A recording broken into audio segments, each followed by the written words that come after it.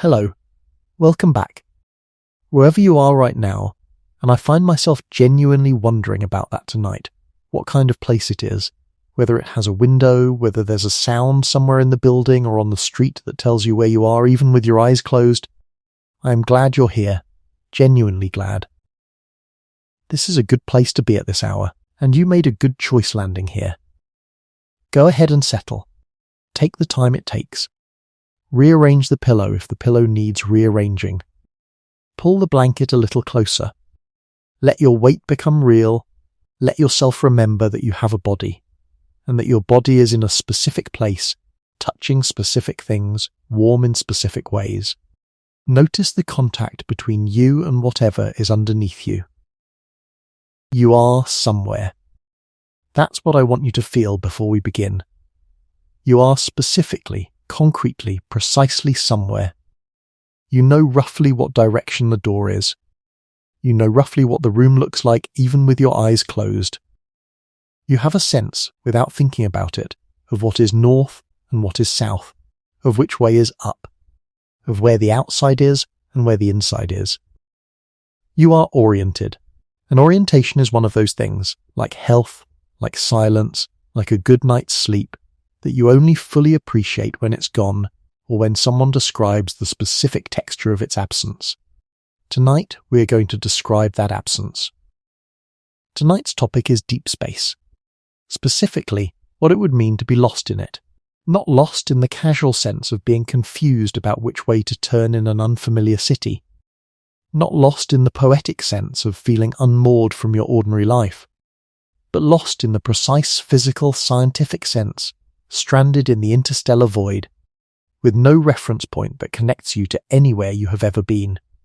A distance is so large that the word home stops being a navigational concept and becomes something closer to a memory. We're going to explore why, if you were truly lost in deep space, genuinely, actually, physically adrift in the space between stars, you would, almost certainly, never return. Not because anyone failed to look for you, not because you lacked courage or resourcefulness or the will to survive, but because of physics. Because of the specific, impartial, beautiful, terrible physics of the universe at large scales. And in exploring that, we are going to touch on some of the most fundamental things there are. What light is and what its speed means. What matter is and what happens to it in a vacuum. What navigation means when there are no fixed landmarks. What time feels like at relativistic speeds. What the human body needs and doesn't get in the interstellar medium. What rescue would require and why it's essentially impossible. And what it would mean, at the deepest level, to be in a place where the very concept of back has lost its meaning. This is not a frightening story. I want to promise you that before we go further. Not because the facts aren't stark, they are, but because there is a specific quality of awe in confronting the genuine scale of the universe, and awe is not fear. Awe is what happens when you try to hold something very large and find that it expands the container of your mind rather than threatening it. We are going to hold something very large tonight. Close your eyes when you want to. Let's begin. Let's start with a simple question that turns out not to be simple at all. What does it mean to be lost?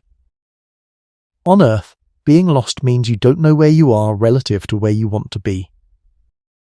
You've taken a wrong turn, or the trail disappeared, or the fog came down, or the GPS stopped working.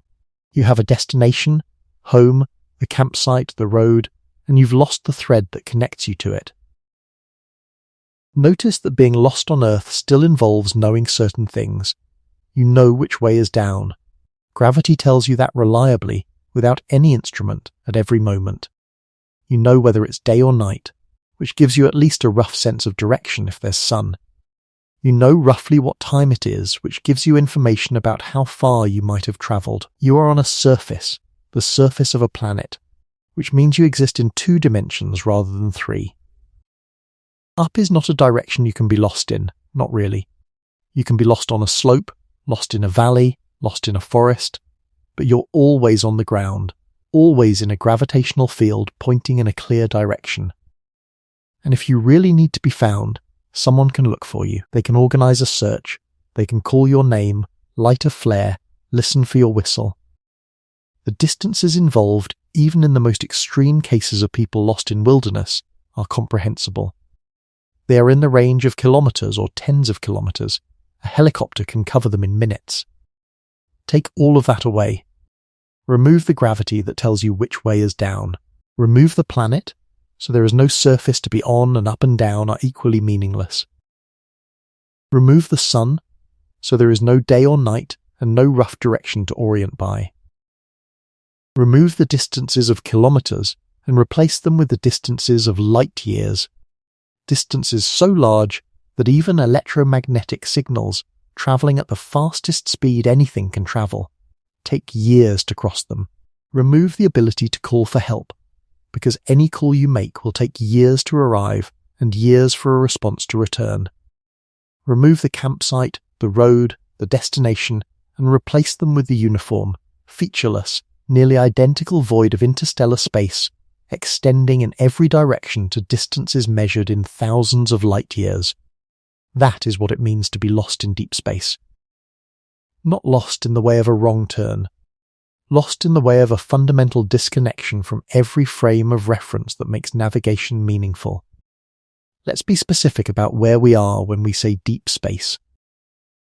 The phrase is used loosely in popular culture, sometimes to mean anywhere outside Earth's atmosphere, sometimes to mean the far side of the solar system. Tonight, when I say deep space, I mean the interstellar medium, the space between the stars. The interstellar medium is genuinely, profoundly, meaningfully empty in a way that nothing in daily human experience prepares you for. Earth's atmosphere contains about 10 to the 19th power molecules per cubic centimetre. That's a 1 followed by 19 zeros of molecules in every cubic centimetre, in every space roughly the size of your thumbnail. Even at the top of the atmosphere, in the thin air where the space shuttle orbited, there are still several million molecules per cubic centimetre. The interstellar medium contains, on average, roughly 1 atom per cubic centimetre. 1 atom. Where Earth's sea-level air contains 10 quintillion. This is not a vacuum in the engineering sense where we've simply removed most of the gas. It's a vacuum in a genuinely different class. The distances between individual atoms in the interstellar medium are measured in centimetres. Not microns, not millimetres. Centimetres, each atom drifting alone in a sea of nothing, occasionally encountering another atom. Mostly just moving through its own lonely existence in the dark. The temperature of the interstellar medium varies depending on the region, but in the cold neutral medium, the most common phase, occupying perhaps half of all interstellar space, temperatures run somewhere between 50 and 100 Kelvin. 50 to 100 degrees above absolute zero. Colder than any natural temperature on any planet in our solar system. Not quite as cold as the cosmic background radiation allows space to get, but profoundly, lethally cold. There is no light, in the sense we usually mean. There is starlight, the aggregate glow of distant stars, but it is extraordinarily dim. If you were floating in the interstellar medium between stars, the sky around you would be studded with points of light, as it is on a clear night from Earth. But unlike from Earth's surface, where those points of light are scattered across half the sky, in interstellar space they would surround you in every direction, a full sphere of distant stars. And they would be dim. None of them would provide meaningful illumination. You would be able to see them as points, but you would not be able to read by their light, could not see your hand in front of your face, except in silhouette against the faint star field. You would be, in every meaningful sense, in the dark. Now let's imagine you are there. Not as a thought experiment about fear or danger, but as a precise physical scenario, because the precise physics is what makes this story so interesting. You are in the interstellar medium. For the purposes of this exploration, let's say you're in a spacecraft of some kind. Not a pressurized suit floating in the void, but a vessel with walls and air and warmth. Because the question of what it would take to return is more interesting than the simple biology of what happens when humans are exposed to vacuum, which is, mercifully, quick. You're in a craft. You have air. You have warmth. You have food for some period of time. You want to go home. Where is home? This is the first and most fundamental problem, and it's not trivial. Home is the Earth. Earth is in the solar system. The solar system is orbiting the Milky Way galaxy. You're in interstellar space, which means you're inside the galaxy but between stars, in a region of the galaxy that has no distinctive features, just the thin gas and the distant stars and the magnetic fields threading through everything and the cosmic rays zipping past from all directions. Which of those distant stars is the Sun? This is genuinely difficult to answer.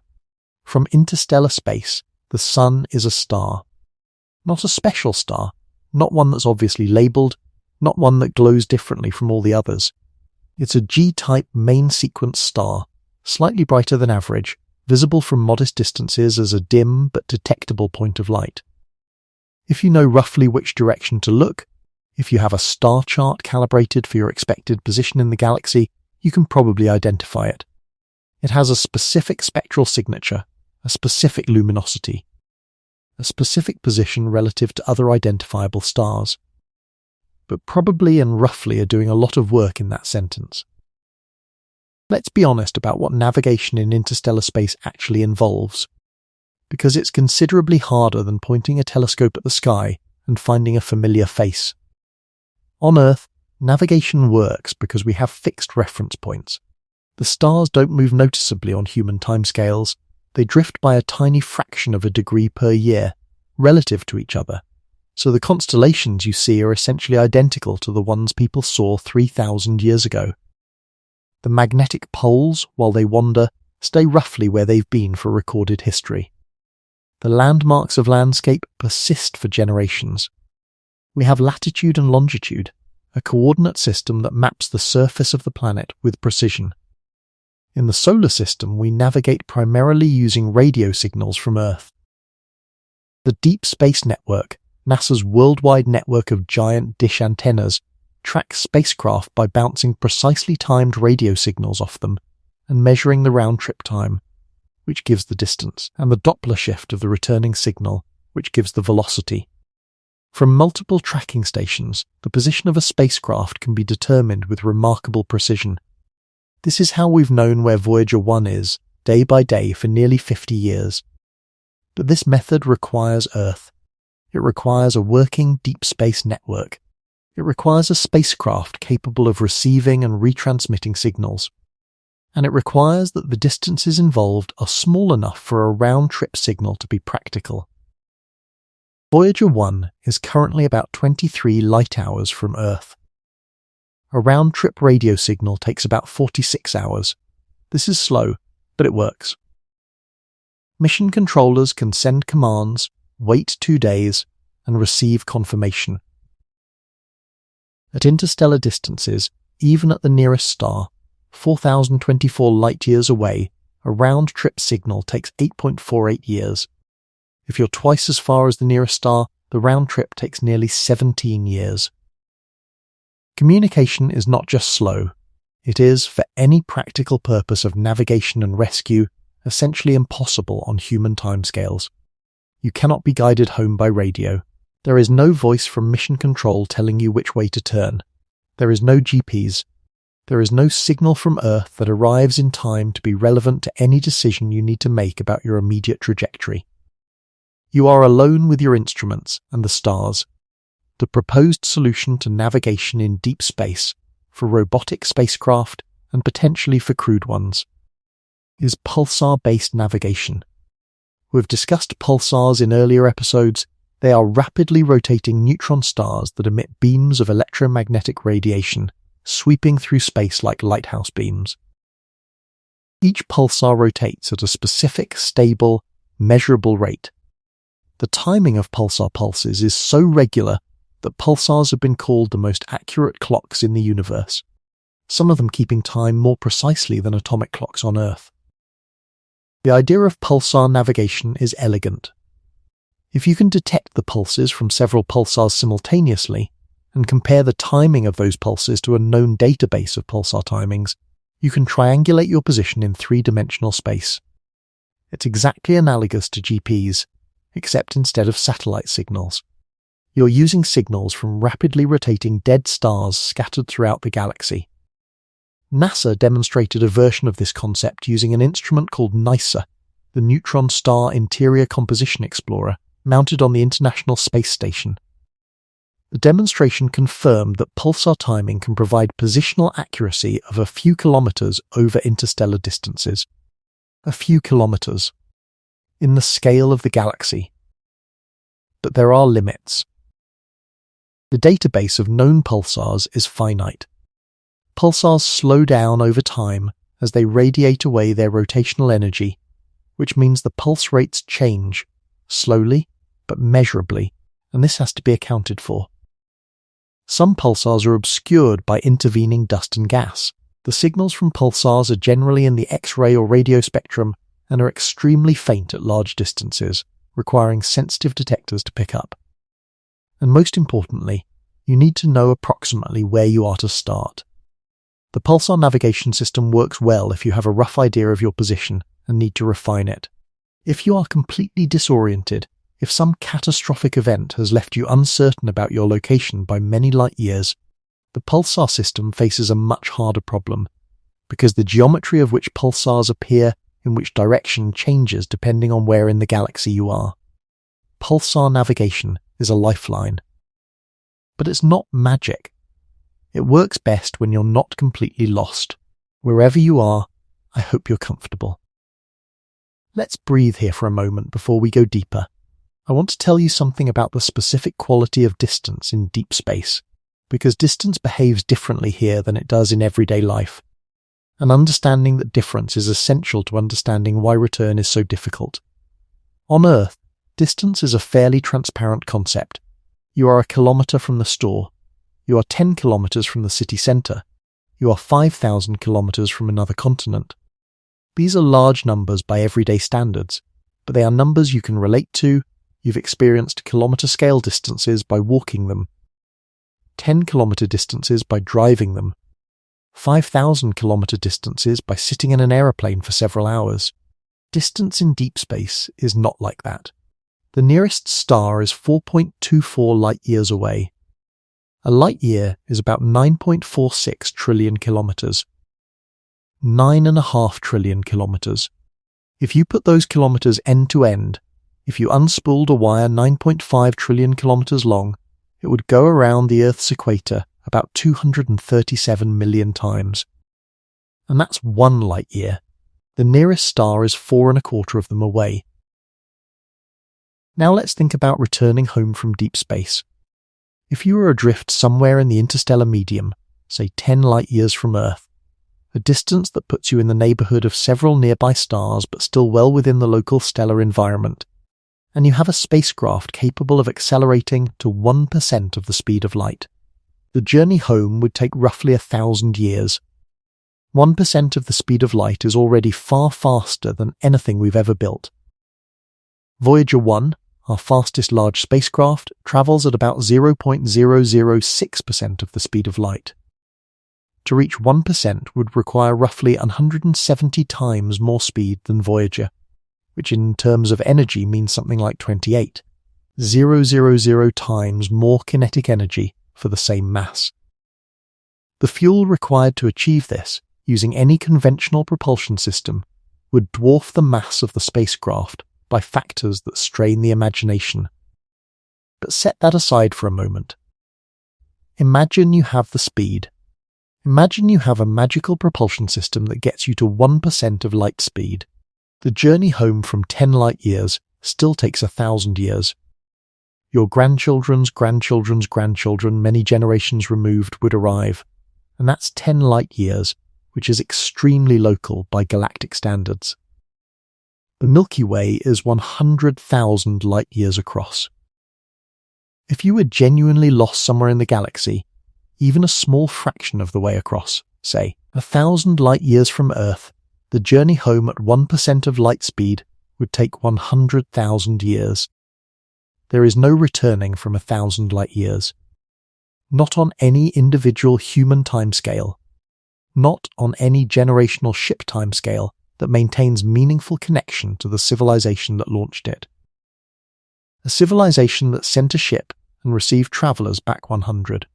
Zero years later would not be the same civilization. The ship would be returning to a world it had no connection to. Distance in deep space is not merely large, it is categorically different from earthly distance. It represents not just travel time, but cultural disconnection, biological isolation, the slow divergence of everything that makes a home recognizable. Now let's talk about the body, because the physics of the situation is one thing, and the biology of it is another, and together they form a picture that is both precise and humbling. The human body evolved in a very specific environment, 1 g of gravity, approximately 21% oxygen, 78% nitrogen, trace gases, atmospheric pressure of about 101.3 kilopascals at sea level, temperatures ranging from below freezing to about 50 degrees Celsius at extremes, solar radiation filtered by an ozone layer and an atmosphere that removes most of the ionizing components. A diet of complex organic molecules. Water, deep space provides none of these things. Let's go through them. Gravity. In a spacecraft in free fall, which is the condition of any vessel not under thrust in deep space, you experience weightlessness, microgravity, technically, because there's always some tiny gravitational gradient, but close enough to zero that the body's systems can't tell the difference. Over time, this has well-documented effects. Bones lose density, about 1% per month in the load-bearing bones of the legs and spine. Muscles atrophy, because they're not needed to work against gravity. The cardiovascular system changes, the heart becomes slightly smaller and less efficient, because it doesn't need to pump blood against gravity to the head. The vestibular system, which governs balance and spatial orientation, is confused because it's designed to detect which way is down and there is no down. After months in microgravity, astronauts returning to Earth have difficulty walking, have elevated risk of bone fractures, have impaired cardiovascular function. These effects are reversible with rehabilitation, and NASA has developed exercise protocols that reduce them significantly. But they don't disappear, and they worsen with duration. In years or decades of weightlessness, the cumulative effects on the body are uncertain, but probably significant. For a person genuinely lost in deep space, not on a mission with a planned return and prepared rehabilitation protocols, but adrift indefinitely, the microgravity effects compound with every passing month. The body slowly adapts to a condition it was never designed for, becoming less capable of functioning in the one-gravity environment it was evolved to inhabit. Radiation, this is the challenge that keeps space medicine researchers up at night, and it deserves slow and careful attention. On Earth's surface, we are protected from the most dangerous components of space radiation by two overlapping shields. The atmosphere filters out most high-energy ultraviolet radiation and all X-rays and gamma rays that would otherwise reach the surface. And the Earth's magnetic field, the magnetosphere, deflects the majority of charged particles from the Sun and from the galaxy, bending their paths away from us before they reach the atmosphere. In low Earth orbit, where the International Space Station operates, astronauts are still within the outer reaches of the magnetosphere and still have some protection, though significantly less than on the surface. They receive radiation doses roughly equivalent to about 10 chest X-rays per day. Beyond the magnetosphere, in deep space, both shields are gone. The two main sources of space radiation in deep space are solar energetic particles and galactic cosmic rays. Solar energetic particles are the more familiar, charged particles ejected by the Sun during solar flares and coronal mass ejections, arriving in high-energy bursts that can, in the most extreme events, be dangerous to unshielded humans in a matter of hours. These can be partially shielded against, and solar particle events can sometimes be predicted well enough to take protective measures. Galactic cosmic rays are the harder problem. These are high-energy particles, predominantly protons, but including the nuclei of heavier elements, accelerated to relativistic speeds by supernovae and other energetic events throughout the galaxy, arriving from all directions with no warning and no pattern. They are extremely penetrating. The most energetic ones pass through essentially any practical shield we can build. A proton moving at 99% of the speed of light carries an enormous amount of kinetic energy, enough to cause significant damage when it passes through living tissue. The damage that galactic cosmic rays do to living tissue is not primarily from heat or shock. It's from ionization, from the track of destruction a fast, moving charged particle leaves as it tears through cells, ionizing molecules, breaking DNA strands, disrupting cellular function. The heavy ions in galactic cosmic rays, the iron nuclei, the silicon nuclei, the particles that astrophysicists call Bz particles, for high energy, Z, and energy, are particularly damaging because their higher charge causes more ionization per unit path length. Studies using particle accelerators to simulate the effects of galactic cosmic ray exposure on cells and on mice have found that the damage is not simply equivalent to the same dose of conventional X-rays.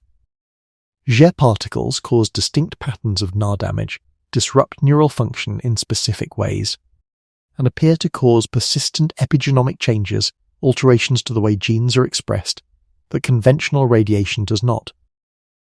Mouse studies have found cognitive impairment from Z particle exposure that is not reversed by antioxidants or standard radioprotective agents.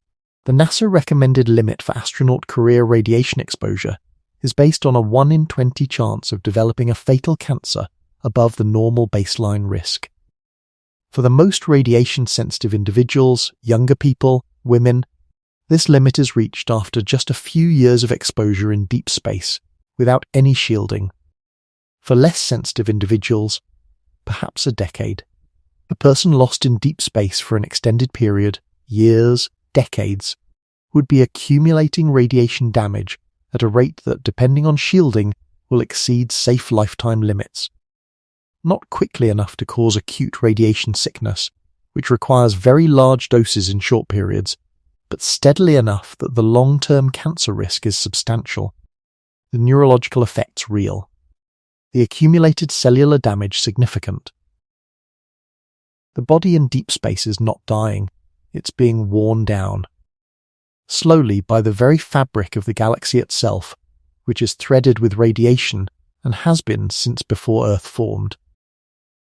Let's pause for a moment and reconnect with where you are. You are in a specific place. A warm place, a place with air, with gravity, with the electromagnetic cocoon of Earth's magnetic field wrapped around the whole planet like an invisible shell, deflecting the cosmic rays that are continuously arriving from the galaxy, and that, without it, would be striking you right now with slightly more of their original energy. You are protected without knowing it. The magnetosphere that makes the northern lights possible, that makes compasses work, that has been sheltering life on this planet for billions of years, it's doing its job right now as you lie here. Silently, invisibly, without asking anything of you. The experience of being lost in deep space is partly the experience of losing that protection, of moving from inside the sphere of care that is physical, that is the result of planetary physics rather than intention, to outside it. Strange, isn't it, to think of Earth's magnetic field as a form of care? Now let's talk about propulsion, because no account of why you can never return from deep space is complete without sitting with the rocket equation again, and sitting with it at interstellar scales rather than just interplanetary ones. We've discussed this in our episode about reaching the nearest star. But let's approach it differently here, from the perspective not of getting somewhere new, but of getting back to somewhere specific. The rocket equation, Tsiolkovsky's equation, derived in 1903, is ruthlessly simple. The change in velocity you can achieve with a rocket is proportional to the exhaust velocity of your propellant and to the natural logarithm of the ratio of your initial mass to your final mass. The key insight is that the relationship is logarithmic rather than linear. To double your achievable velocity change, you don't double the fuel, you square the mass ratio. To triple the velocity, you cube the mass ratio. The fuel required grows exponentially with the velocity you want to achieve. For chemical rockets, the only kind humans have ever used for propulsion in space, the exhaust velocity is capped by the energy available in chemical reactions.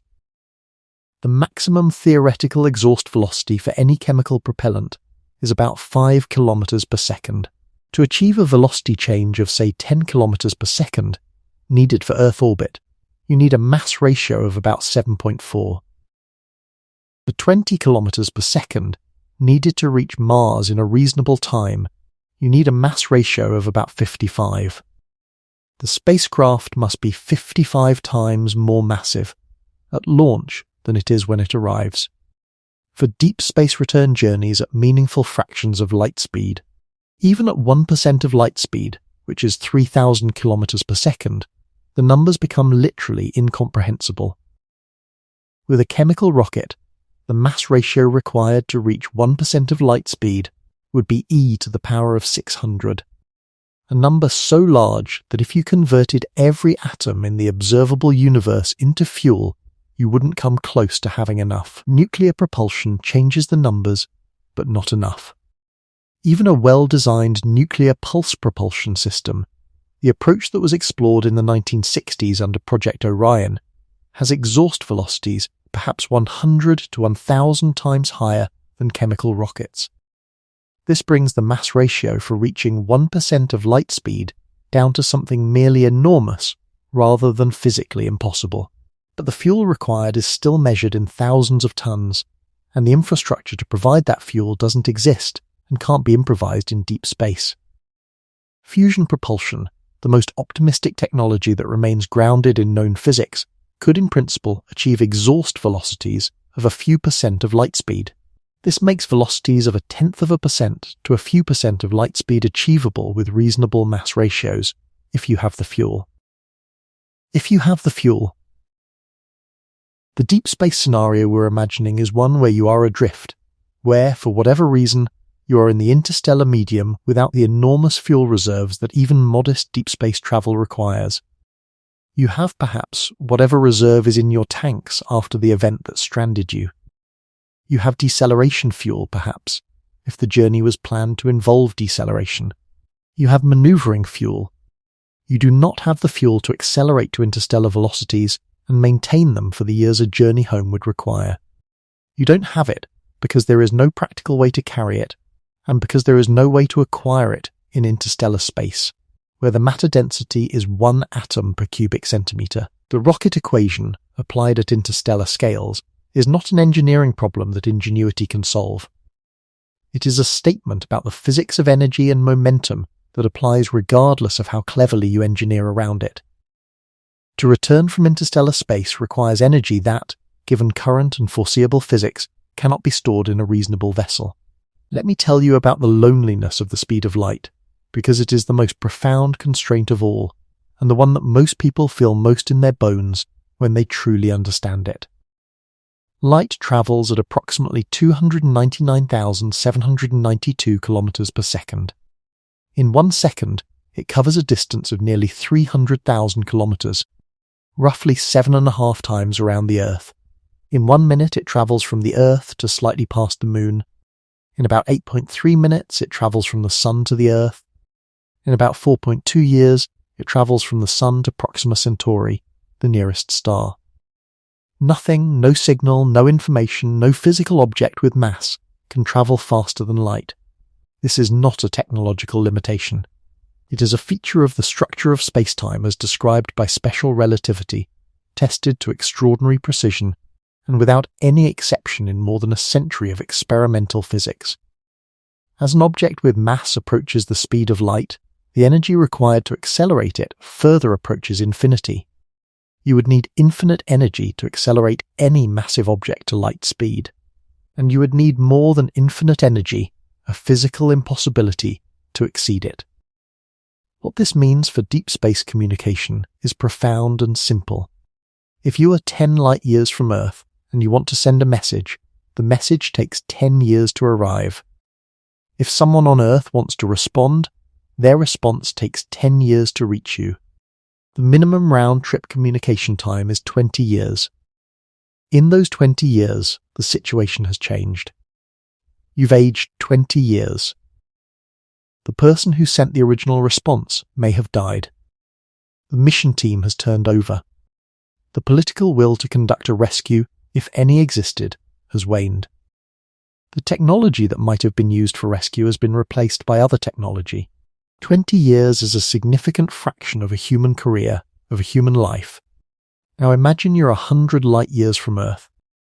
Round-trip communication, 200 years. You would send a distress call, and someone's 8th-generation descendant would receive the response. The civilization that built you no longer exists in any meaningful political or institutional sense. The world has changed in ways that make the concept of rescue essentially incoherent. This is the loneliness of the speed of light. Not the emotional loneliness of feeling far from people who care about you, though that too certainly, but the physical loneliness of being in a place where the speed of information exchange is so slow that connection becomes impossible, where the concept of in contact with home dissolves into something that looks more like archaeology, the study of messages from a past civilization, received long after the civilization has changed beyond recognition. Let me tell you something about a human being's relationship to direction, because it's one of the things we lose first in deep space, and one of the things we miss most in ways that the instruments can't fully compensate for. Human spatial awareness is built on a set of senses that work together in ways we're barely conscious of. The vestibular system in the inner ear detects gravity and acceleration, giving us the sense of which way is down and how fast we're rotating. The proprioceptive system, the sensory system in muscles and joints, tells us the position and movement of our own limbs even without looking at them.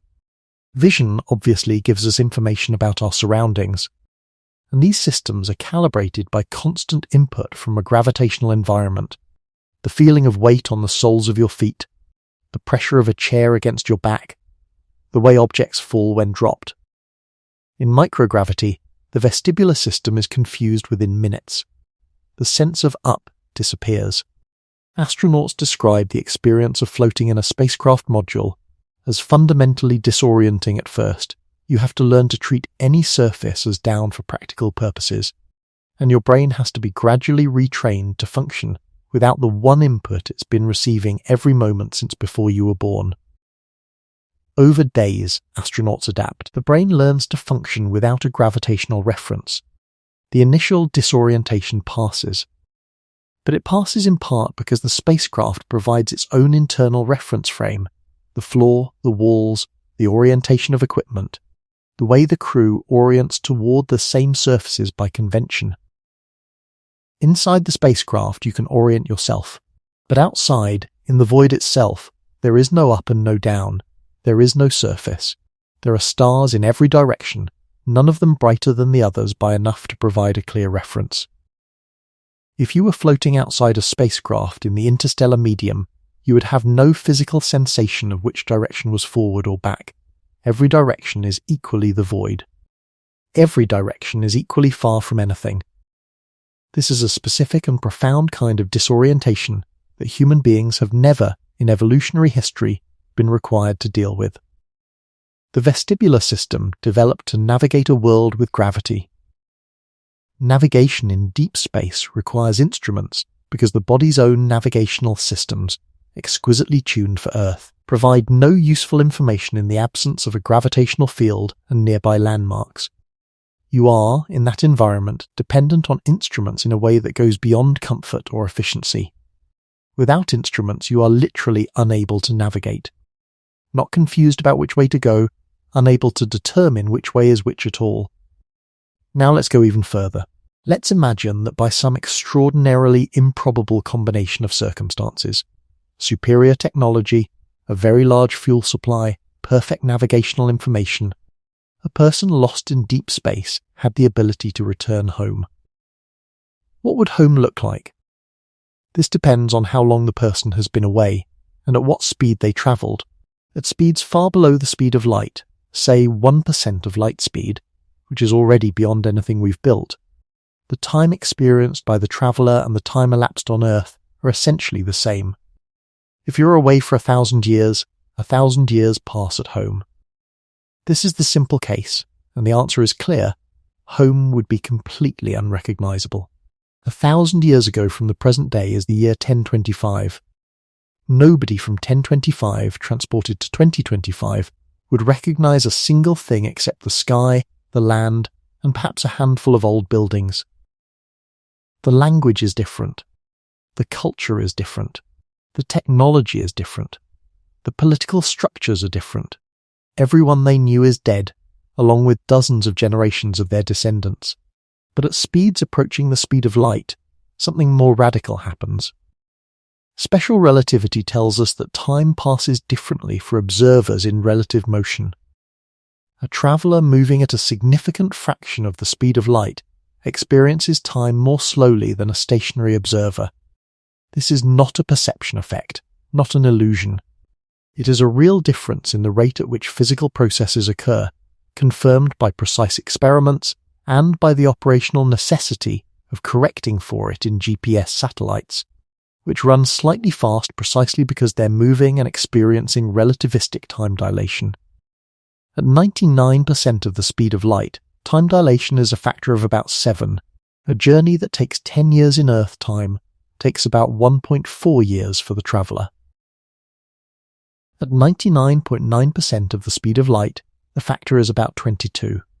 10 Earth years takes less than 6 months for the traveller. At 99.99% of the speed of light, the factor is about 71.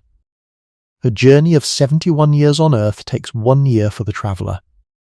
In principle, at sufficiently close approaches to light speed, you could cross the galaxy, 100,000 light-years, in a single human lifetime, experiencing only years or decades of subjective time.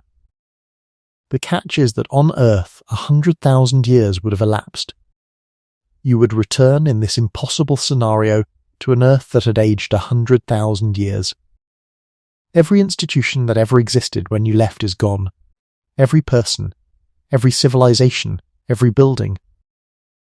The continents may have shifted noticeably.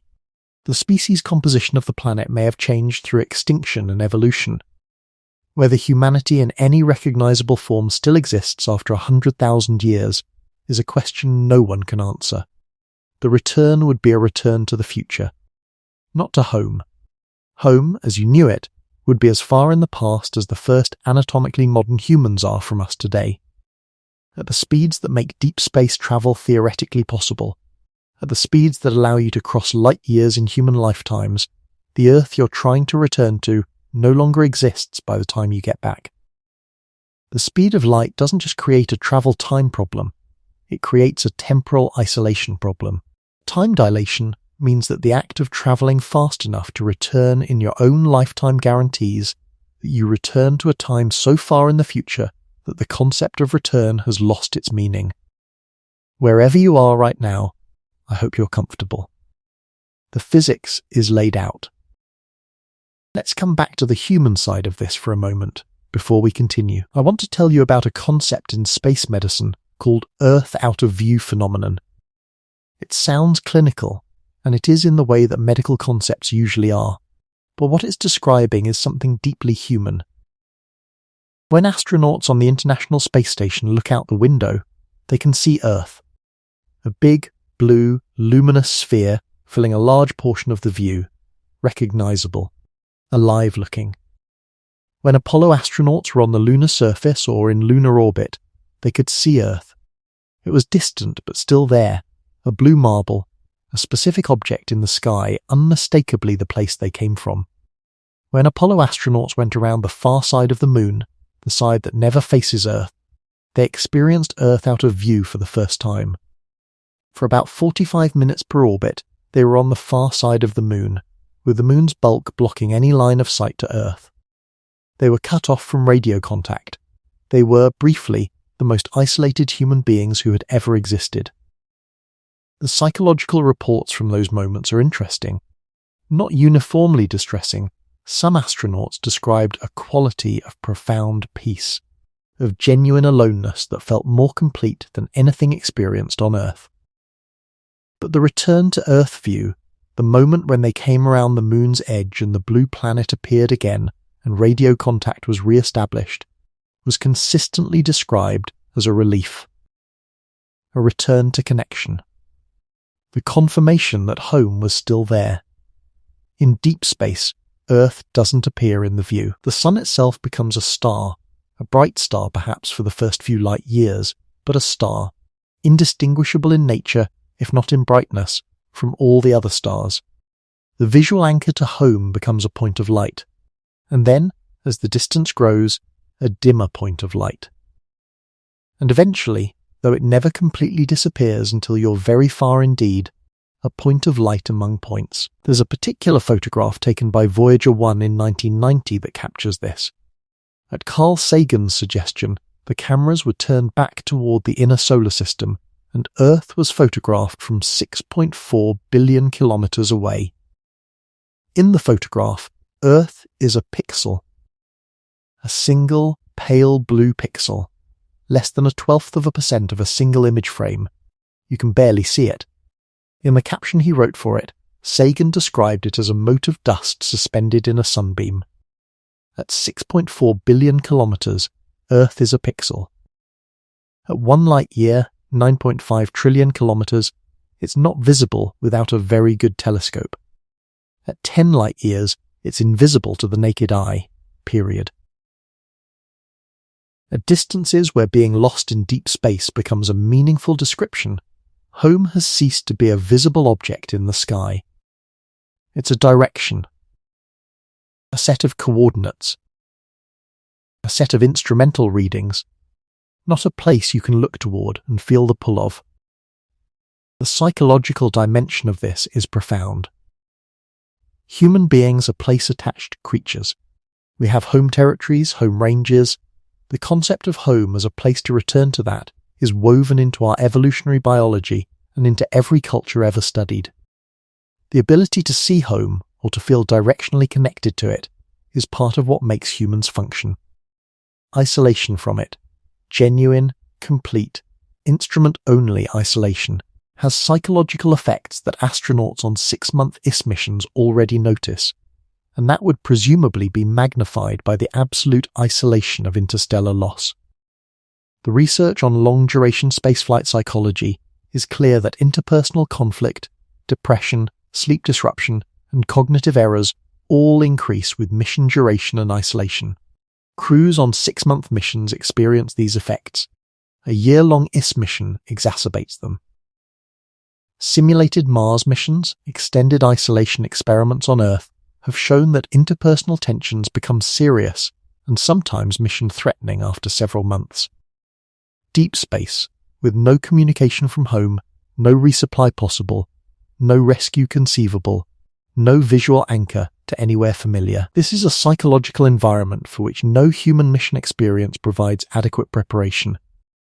Let me tell you about something called the overview effect, because it matters here, and because it's one of the most beautiful things that space exploration has produced in terms of human experience. The overview effect is a term coined by the author Frank White in 1987, based on interviews with astronauts who had travelled to space.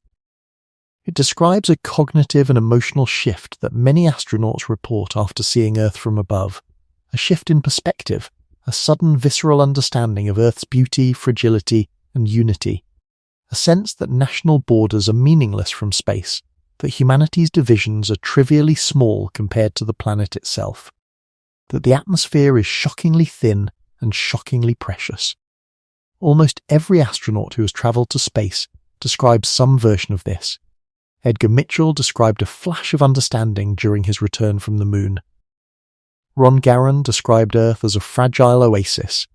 Astronaut after astronaut, from every nation, from backgrounds ranging from military to scientific to commercial, describes the sight of Earth from space as transformative. Some describe it as the most profound experience of their lives. The overview effect requires seeing Earth.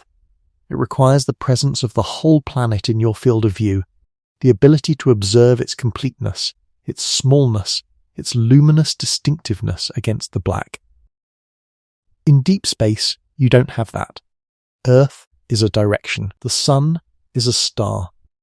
You are surrounded by stars that don't have names in any language you know, that have never been in any human story, that are simply the background of a galaxy that was making stars for billions of years before any life existed anywhere that could observe it. What is the opposite of the overview effect? Is there a word for the experience of looking at the sky and seeing not a context that makes humanity comprehensible, but an indifference so vast that the categories of human meaning don't quite apply? Some astronauts describe moments of this even in low Earth orbit, moments of vertigo, of the universe being so large and so old and so uninterested in human affairs that the familiar narratives briefly feel small. For most people, the overview effect's warmth and connection outweighs this. The sight of Earth brings them back. But what happens when there's no Earth to bring you back? Now let's talk about resources. Because survival in any environment is ultimately a resources question, and deep space is the most resource-hostile environment imaginable. A human being requires at minimum air to breathe, water to drink, food to eat, warmth and protection from radiation. In a spacecraft, these can be provided artificially, but they require supplies, and supplies are finite. The International Space Station handles resupply through regular cargo missions. At any point, the station carries roughly 6 months of supplies, food, water, spare parts, oxygen generation materials. If a resupply mission fails, there are backup systems and emergency return protocols. The absolute maximum isolation the ISS has faced is a few months. In deep space, resupply is not possible. You carry what you launched with, plus whatever you can recycle or generate on board. Life support systems on modern spacecraft are increasingly closed-loop. They recycle water from humidity and urine. They generate oxygen by electrolysis of water. They remove carbon dioxide through chemical processes. These systems are good, and they're getting better. But they're not perfect. Water recovery is around 90% efficient on the ISS. Every recycling cycle loses a small amount. Over months, the losses accumulate. Food is the hardest thing to produce in space. Growing food requires volume, light, water, nutrients, and time. It also requires gravity, or at least centripetal force, to properly develop root structures in soil. Hydroponic systems in microgravity work, but they're complex and require maintenance and spare parts and seeds. The caloric output per unit of mass is lower than you'd like.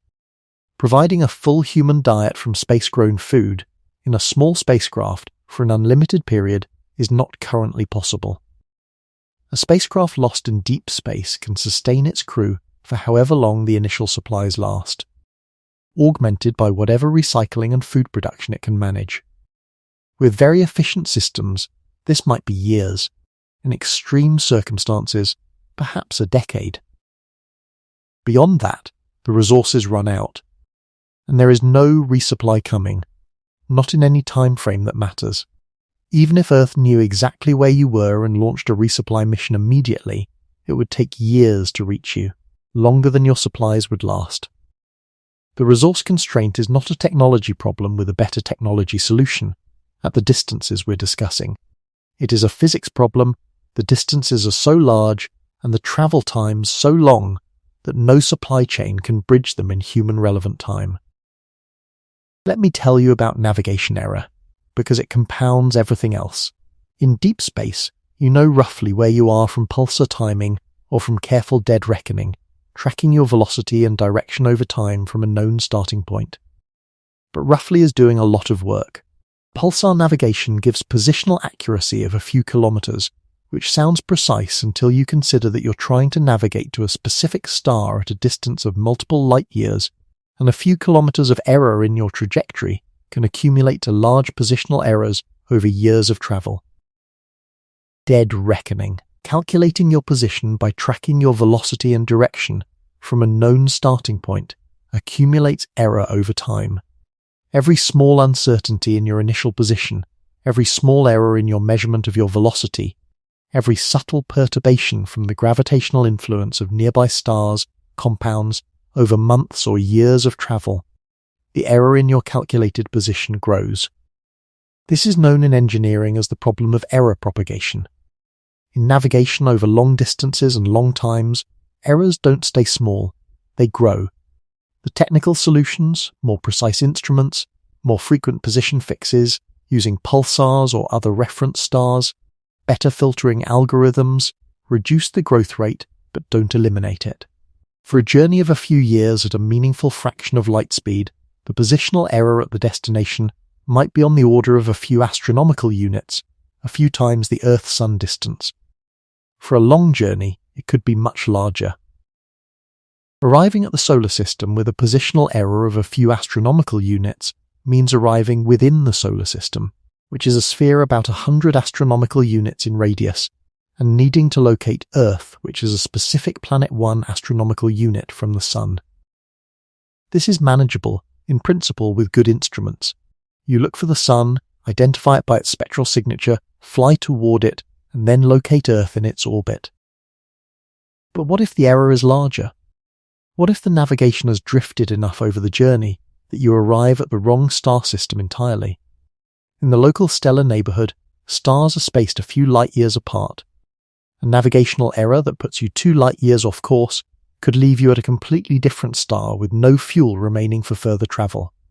Navigation in deep space is precise enough to be useful for the mission parameters we currently contemplate: robotic probes over distances of tens of astronomical units, crewed missions to Mars. It becomes significantly more challenging for interstellar distances, where even small errors in direction accumulate over light years of travel to positional uncertainties that matter. For a return journey, not a planned mission with optimal trajectories pre-calculated, but an improvised return from an unplanned position, the navigation challenge is correspondingly harder. You're trying to hit a small target across an enormous distance, with whatever instruments you have available having not planned for this specific journey in advance. Now let me bring all of this together.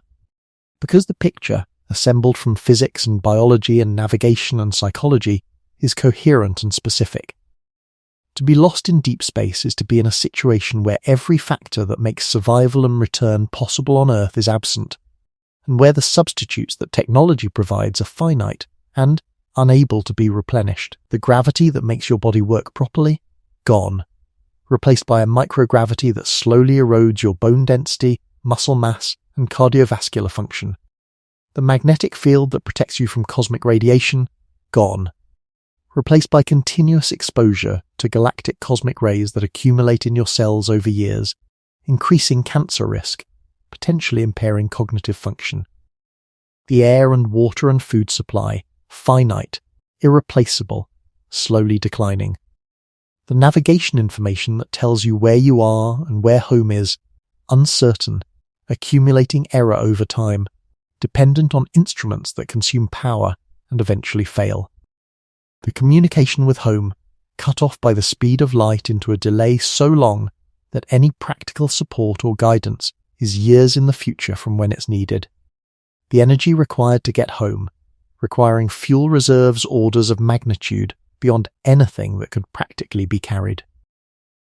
The time for the journey? Years at the minimum, more likely centuries or millennia for any realistic position from which lost in deep space becomes meaningful. And home, if you could return, different, aged, potentially unrecognizable depending on the time elapsed. None of these are failures of technology in the sense of things that could be engineered around. Some of them could be improved with better technology, better radiation shielding, more efficient life support, more precise navigation, more powerful propulsion. But the fundamental constraints are physical. The speed of light cannot be exceeded. The distances are what they are. The energy required for velocity is what the equations say it is. The human body requires what it requires. Return from deep space, genuine, accidental, unplanned loss in the interstellar medium, is not a problem that has a solution.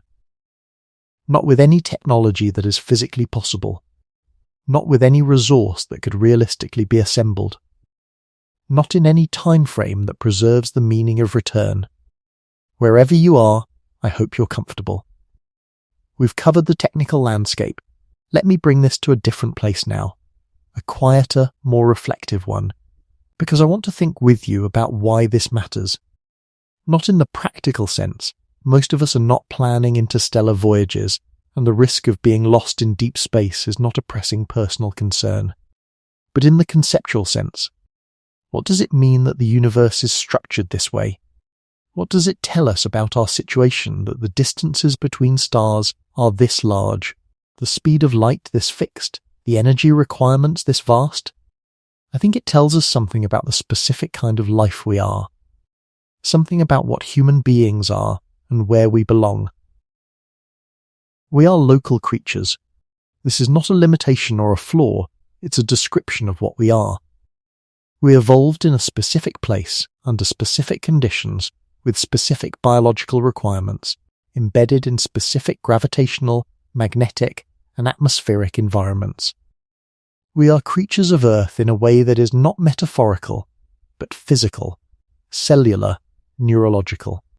The microgravity effects on bone density, the cosmic ray effects on Dina, the psychological effects of isolation from visible home, all of these are measurements of how precisely calibrated we are to this specific environment. When we go to space, we bring our environment with us. The spacecraft is a bubble of Earth, pressurized, gravitied, shielded, supplied, connected. We don't survive in space. We survive in a machine that creates Earth conditions inside itself while moving through space. The machine at interstellar distances cannot be resupplied or repaired or communicated with on practical timescales. The bubble of Earth becomes isolated. And then the universe's conditions begin to prevail over the machine's compensations. The radiation accumulates, the supplies diminish, the instruments drift, the body changes. Being lost in deep space is being removed from the bubble of Earth conditions with no way to restore them. This is not tragic, it's clarifying. It tells us that we are not, by nature, cosmic wanderers. We are Earth beings who have developed the extraordinary capacity to temporarily project ourselves into other environments, with enormous ingenuity and enormous effort, and with a great deal of technology to maintain the fiction that we are still, in our bubbles, essentially at home. The universe is immensely larger than us, and it is not configured for our benefit. The distances that make deep space so definitively hostile to return are not malicious arrangements.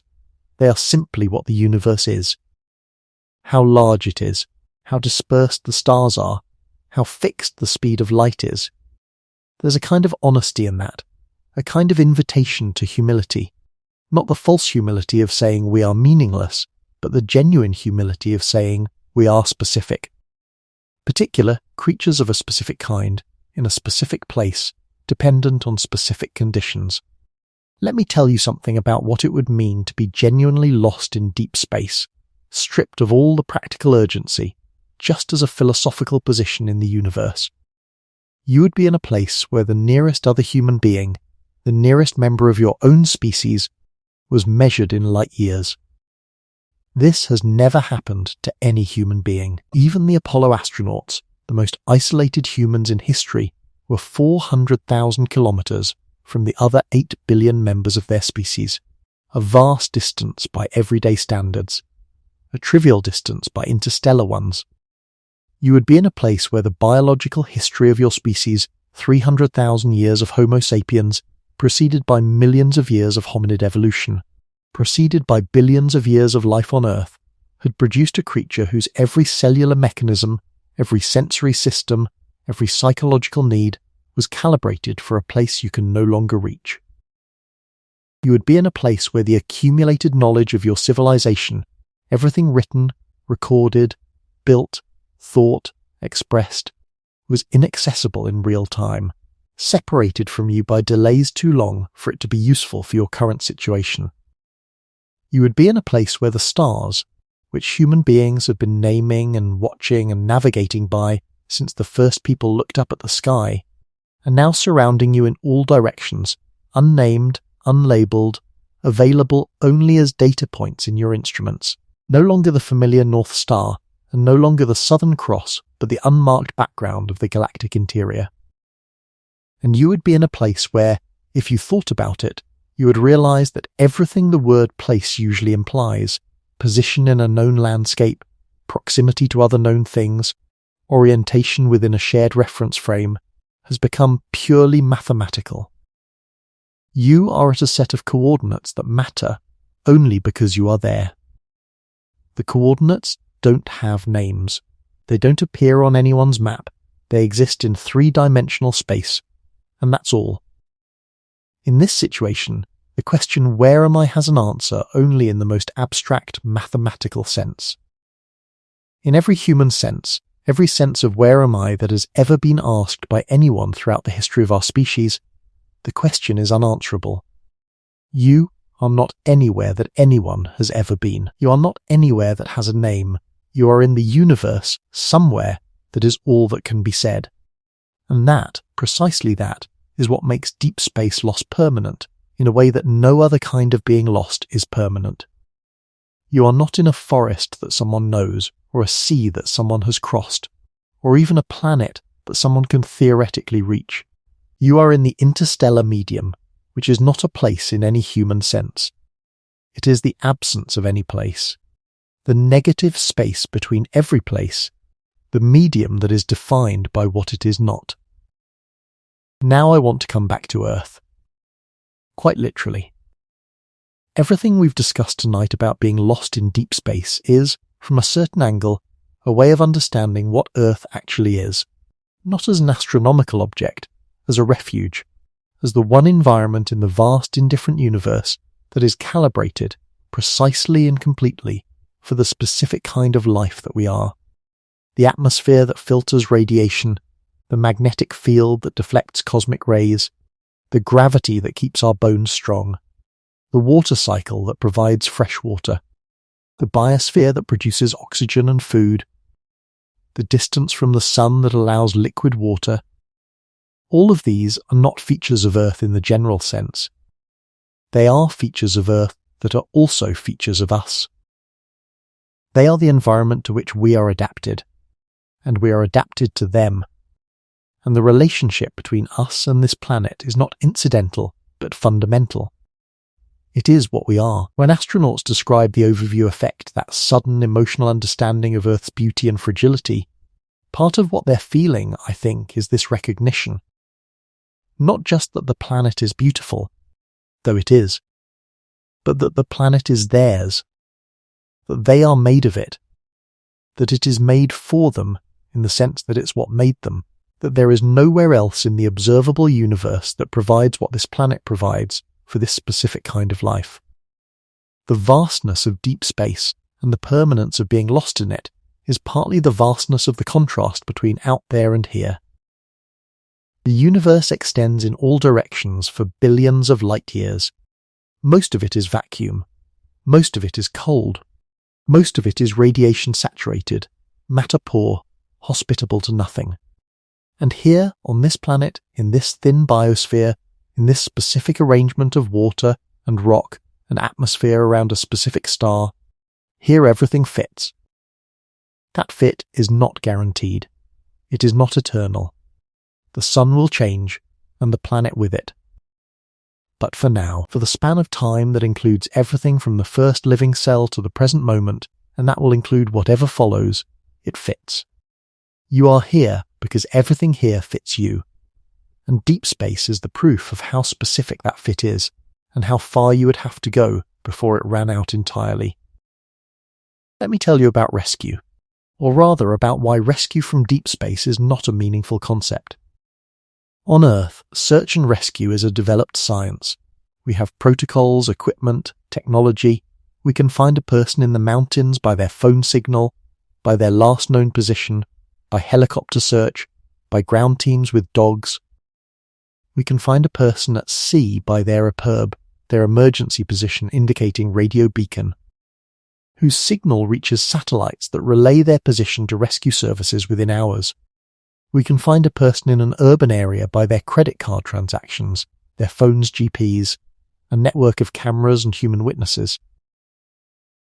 All of this works because the distances are manageable. The entire Earth is a sphere about 12,700 kilometers in diameter. The communication systems work at the speed of light over these distances, instantaneously, for practical purposes. The transportation systems can cover the planet in hours by air. Rescue is possible because the problem is local, the communication is fast, and the transportation is fast enough. In deep space, communication takes years. Transportation, even at wildly optimistic speeds, takes years. A rescue mission launched the moment a distress call is received would arrive years after the distress call was sent, and years after, from the crew's perspective, anything useful could have been done. But even this assumes that a distress call could be sent and received and understood and responded to by an institutional entity capable of organizing and executing an interstellar rescue mission. Let's be specific about how implausible each of these steps is. Can a distress call be sent? Yes, in principle, if the spacecraft has functioning radio equipment and power. The signal travels at the speed of light. Can it be received? Yes, if someone on Earth is listening to the right frequency at the right time, has a sensitive enough receiver, and can identify the signal against the background noise of the universe. These are not trivial conditions, but they're not impossible ones.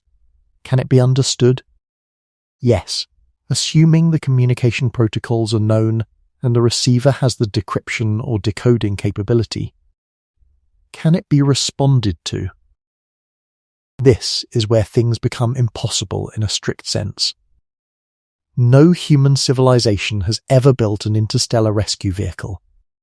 No interstellar vehicle of any kind has been built. The energy required to accelerate such a vehicle to meaningful interstellar velocities and then to decelerate it at the destination is, as we've discussed, beyond the capacity of any technology currently in existence or on any near-term development roadmap.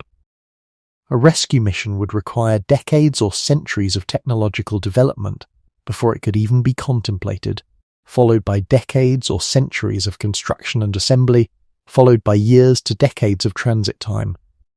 The total elapsed time from receiving the distress call to the rescue vehicle's arrival would be measured in generations. By that time, the people being rescued are dead. Of old age, if nothing else. The mathematics of rescue in deep space is not the mathematics of helicopter response times and mountain rescue teams. It is the mathematics of civilizational timescales and the physics of energy and distance. And those mathematics, combined, make rescue not difficult, but structurally impossible. There is no cavalry in the interstellar medium. There is only the void and the physics and the finite resources you launched with. Let me give you something warm to hold as we begin the long descent back toward the present, toward this room, toward tonight.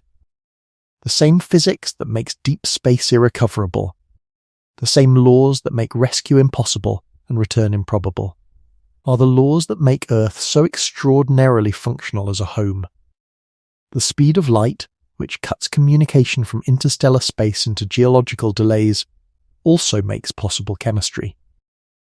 Electromagnetism, which is, at its root, carried by photons, by light, is the force that holds atoms together into molecules, that allows proteins to fold into working enzymes, that allows neurons to fire across synapses, that allows your heart to beat in rhythm and your eyes to read these words. The same ultimate speed limit that makes the universe vast and largely inaccessible is the speed at which your cells communicate with themselves. Gravity, which pins you to the planet and which would eventually pull you into a black hole if you were unlucky, is also the force that keeps the Earth in orbit at the right distance from the Sun, that keeps the Moon in orbit stabilizing Earth's axial tilt, that pulled the early solar system into a star and a set of planets rather than a dispersed cloud of gas.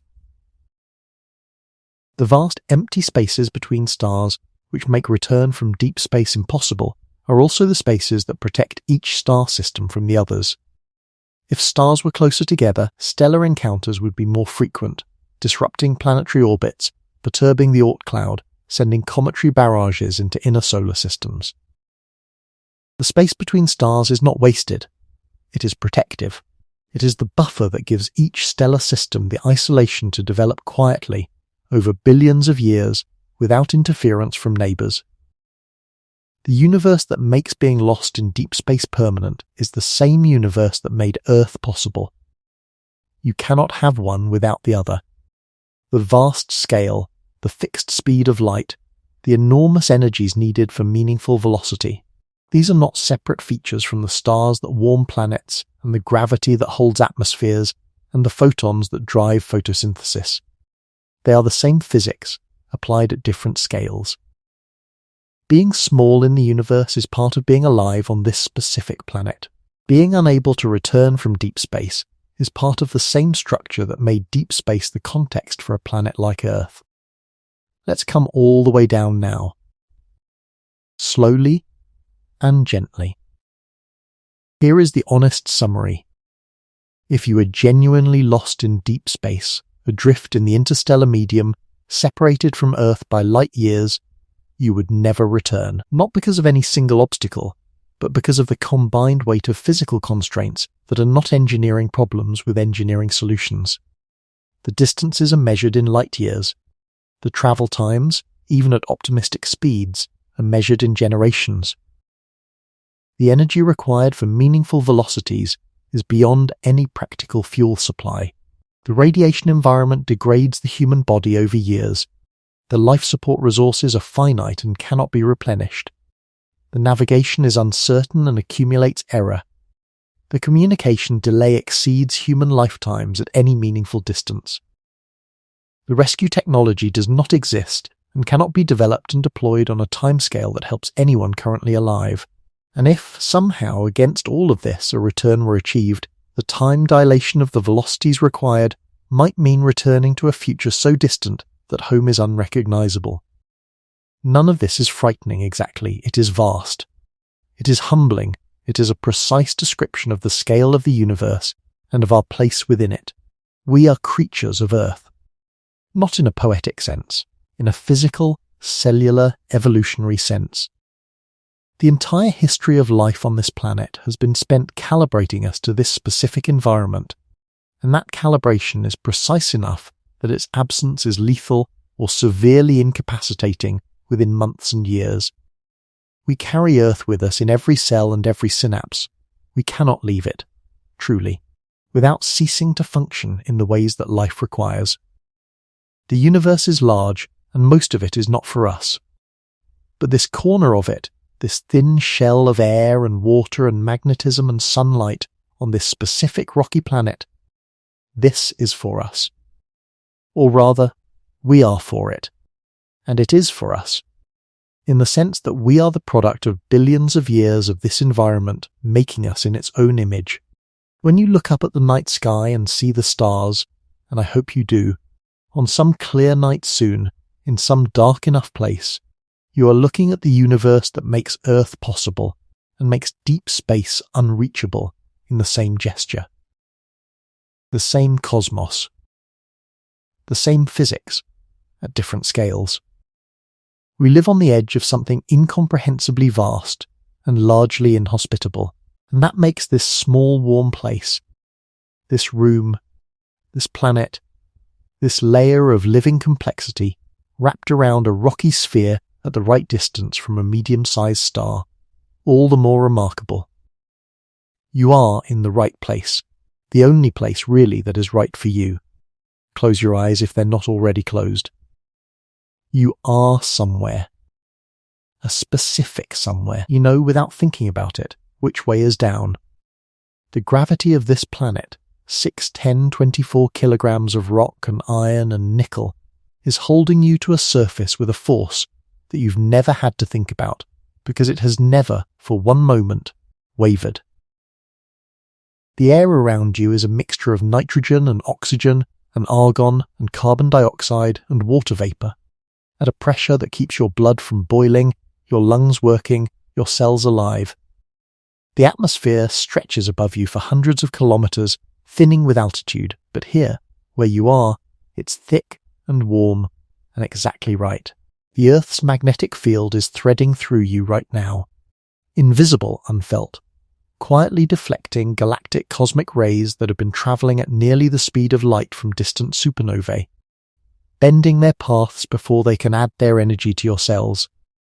You are bathed in the afterglow of a day star that has been shining for 6 billion years, its nuclear fire balanced so precisely that it has remained stable throughout the entire history of complex life on Earth, warming this planet to a temperature at which water runs liquid on the surface. You are the product of 4 billion years of life, learning to inhabit this exact environment, this exact chemistry, this exact gravity, this exact radiation shield. Every adaptation your body has, every sense, every organ, every mechanism, is a solution to the problem of living here. You belong here in the most literal sense of belonging. You are made of this place. You are shaped by this place. Every system in your body is calibrated for this place. And the stars above you, the ones you can see on a clear night, and the 100 billion you can't, they are other places. Magnificent places. Scientifically extraordinary places. Places worth dreaming about and studying and sending our robotic emissaries toward. But they are not yours. Not in the way this place is yours. You are here. Specifically here. Gravitationally, atmospherically, magnetically, biologically here. And that specific, particular, calibrated here is the most extraordinary thing in the observable universe that we know of. Thank you for spending tonight here. Thank you for being comfortable with the darkness of deep space when it showed up. For sitting with the physics and not flinching from it. For following the thread of what it truly means to be lost in a universe this large. And thank you for being here. In this room, on this planet, breathing this air, pressed against this gravity. You couldn't be anywhere else that would work. That is not a limitation. That is a fact about how extraordinary the place you are actually is. Sleep well. And if you look up at the stars before you sleep, if there's a window, if there's a clear sky, know that they are beautiful, and they are real, and they are where we send our dreams and our telescopes and our golden records. And that this, here, now, you, is what those dreams came from, and what they are for. Good night.